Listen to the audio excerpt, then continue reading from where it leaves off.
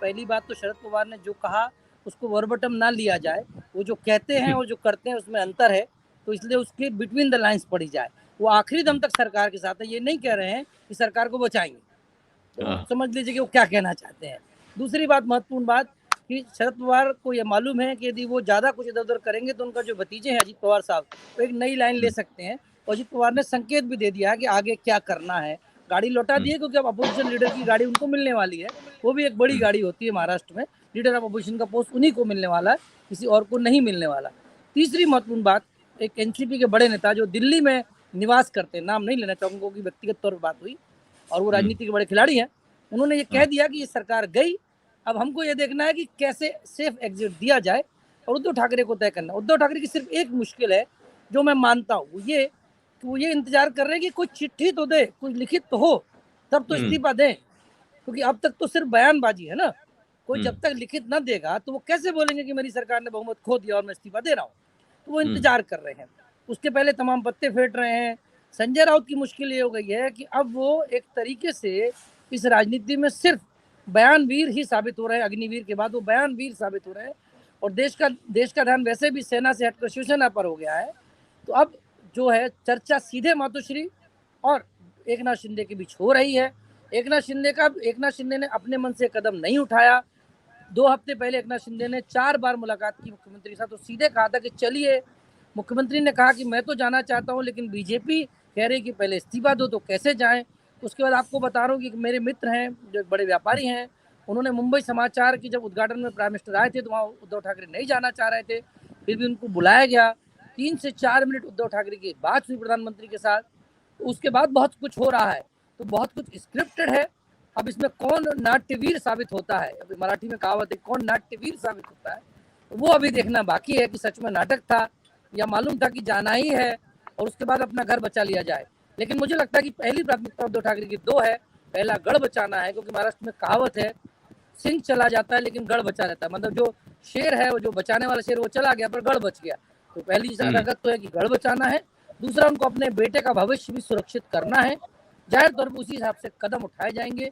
यदि नहीं उठाया तो शिवसेना राज्य में 4थे नंबर की पार्टी हो जाएगी।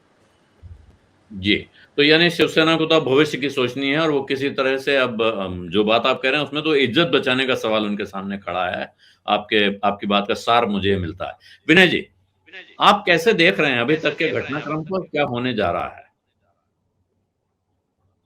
आप अपने को अनम्यूट कर लें। नहीं, हो गए। हाँ, हो गए। बड़ा सिंपल है। उद्धव ठाकरे प्रशासनिक रूप से शायद थोड़ी परिपक्वता या थोड़ी तारीफ उनकी हुई हो, लेकिन राजनीति के बिसात में वो काफी अनाड़ी साबित हुए हैं। और वो इसलिए कि कई ऐसी चीजें हुई हैं जो उनको इस बात का अंदाजा होना चाहिए था। संदीप अभी बता रहे थे कि एकनाथ शिंदे की उनसे 4 बार मुलाकात हुई। मैं ये भी बता सकता हूँ कि जितने भी फील्ड रिपोर्टर्स हैं बॉम्बे के, वो पिछले 2 साल से ये फीडबैक देते आ रहे हैं कि एकनाथ शिंदे अपने आप को थोड़ा सा साइडलाइन महसूस करते हैं। और एक और जो अनबन पार्टी के अंदर हमेशा से रही है वो ये है कि देखिए, शिवसेना और बीजेपी की जो मोहब्बत थी वो लव मैरिज थी, और महाविकास आघाड़ी अरेंज मैरिज है, जबरदस्ती कराई गई बहुत सारे मामलों में, और बहुत सारे नेताओं को ग्राउंड लेवल पर इस अरेंज मैरिज से तकलीफ थी। अब मोहब्बत की राजनीति या लव मैरिज के माहौल में, और एक ऐसे वक्त में जिस वक्त हिंदुत्व वैसे ही भारत की राजनीति में सबसे आगे और सबसे सफल राजनीति का एक धुरी मानी जा रही है, ऐसे माहौल में शिवसेना के लोगों में डिस्कम्फर्ट नेचुरल था। और इतने ज्यादा संख्या में लोग नाराज हैं, या शिंदे साहब उनको रैली कर रहे हैं और वो तुरंत ओवरनाइट निकल जाएंगे एमएलसी इलेक्शंस के बाद में, इसकी भनक तक ना लगना शिवसेना के लिए एक बहुत बड़ा एम्बैरेसमेंट है। और ये आधिकारिक एक राजनीतिक तौर पे ये अनाड़ीपन दिखाता है। क्योंकि देखिए, ये सवाल मैंने कल भी आपके चैनल पर उठाया था, 40-42 लोग जो प्रोटेक्टेड पर्संस होते हैं, अगर उनका मूवमेंट मास लेवल पे हो, ऐसा हो नहीं सकता कि सरकार को जानकारी ना हो। तो जो इशारा संदीप जी कर रहे थे कि इसमें एनसीपी की भूमिका और शरद पवार जी जो कहते हैं और करते हैं उसमें फर्क है, तो ये भी संदिग्ध में घेरे में, कि ऐसा मैं नहीं मान सकता कि उनको पता नहीं था कि 30-40-45 लोग शहर छोड़ के जा रहे हैं और कुछ हरकत हो रही है, और उसकी जानकारी गृह मंत्रालय के पास ना रही हो, या जो भी प्रोटेक्शन ब्रांच या जो इंचार्ज है स्पेशल ब्रांच के, उनको इस बात की जानकारी ना रही हो। तो इसमें वो थोड़े आउटस्मार्ट हो गए।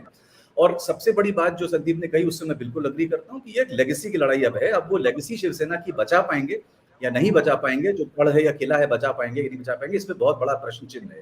क्योंकि देखिए, ज्यादातर शिव सैनिक अभी भी बाला साहेब ठाकरे की लेगेसी में विश्वास रखते हैं। उद्धव ठाकरे की अपनी लेगेसी तक बन नहीं पाई, और वो सबसे बड़ी समस्या है। ये बात तो एकनाथ शिंदे के साथ जो विधायक हैं उन्होंने भी जो बयान दिया, जो वहां नारे लगे, वो तो बाला साहब ठाकरे की जय के ही नारे लग रहे हैं। तो क्या एकनाथ शिंदे अब शिवसेना पर दावा ठोक सकते हैं, जिसकी संभावना जताई जा रही है? और वो दावा ठोकने के बाद मान लीजिए ये आज की गिनती दिखाएं और चुनाव आयोग के पास जाएं और कह दें कि साहब सिंबल हमें दे दीजिए और उनको मिल जाए। उसके बाद जब वो चुनाव के मैदान में जाएंगे, तो क्या बिना उद्धव ठाकरे को साथ लिए वो चुनाव के मैदान में खड़े हो पाएंगे? ये आलोक जी मेरे से सवाल है। जी आप ही से। नहीं, देखिए ये बहुत दिलचस्प प्रश्न है, क्योंकि सबसे ये यक्ष प्रश्न यही है कि क्या एकनाथ शिंदे बिना ठाकरे परिवार के शिवसेना की पॉलिटिकल लेगेसी को क्लेम कर सकते हैं यानी, और अगर करते भी हैं, मान लीजिए संवैधानिक तौर पे इलेक्शन कमीशन को रिकॉग्नाइज कर भी लेती है, क्या जो वोटर है शिवसेना का कोर, हार्डकोर सपोर्टर कार्यकर्ता, वो इस चीज को समर्थन करेगा या कि नहीं, ये बहुत बड़ा प्रश्न है। और एक बात और ध्यान रखिए, इस वक्त हमारा सारा ध्यान एमएलएस पे है, क्योंकि सरकार खतरे में है। थोड़े दिनों बाद बीएमसी के चुनाव होने वाले हैं, कॉर्पोरेटर्स का रुख क्या होगा, वो किस तरफ जाएंगे, जो जिला अध्यक्ष होते हैं पार्टी के, जो संगठन होता है पार्टी का, उनका क्या विचार है, उनका क्या मन है, उसके ऊपर भी बहुत कुछ निर्भर करेगा। और देखिए राज्य खोने के बाद अगर शिवसेना बीएमसी भी खो देती है तो उसका पार्टी का अस्तित्व या ठाकरे परिवार का अस्तित्व खतरे में आ जाएगा। जनता के तौर पे क्या शिवसेना माइनस ठाकरे एक्सेप्टेबल है या नहीं, ये बहुत बड़ा सवाल है। मेरे पास उसका जवाब नहीं है। मेरे लिए बड़ा मुश्किल है ये तय करना कि क्या पब्लिक उसको एक्सेप्ट करेगी कि नहीं। ये मैं जरूर कह सकता हूं कि शिंदे साहब ने भी एक बहुत बड़ा रिस्क लिया है, और रिस्क इसलिए लिया है कि बीजेपी का माइंडसेट अगर आप पिछले 8 वर्षों में देखिए, बीजेपी, मैं हमेशा से कहता आया हूं, coalition antithesis to coalition party है। वो, उनको कोलिशंस पसंद नहीं है, वो मजबूरी में करते हैं। उनका पूरा स्ट्रेटजी होता है कि आप कोलिशन बना लीजिए और उसके बाद कोलिशन पार्टनर को खा जाइए अगले 2-4 सालों में, जब जितनी जल्दी संभव है। वो नहीं चाहते पावर किसी शेयर करना। तो अगर शिंदे साहब उनके जूनियर पार्टनर बन के सरकार बना भी लेते हैं, उसका फ्यूचर कितना होगा और बीजेपी उनको कितना चलने देगी या सर्वाइव करने देगी, या धीरे धीरे शिवसेना को ही खत्म करने की कोशिश करेगी, ये भी एक बहुत बड़ा प्रश्न उठने वाला है। सत्य हिंदी का ऐप डाउनलोड करें गूगल प्ले स्टोर पर।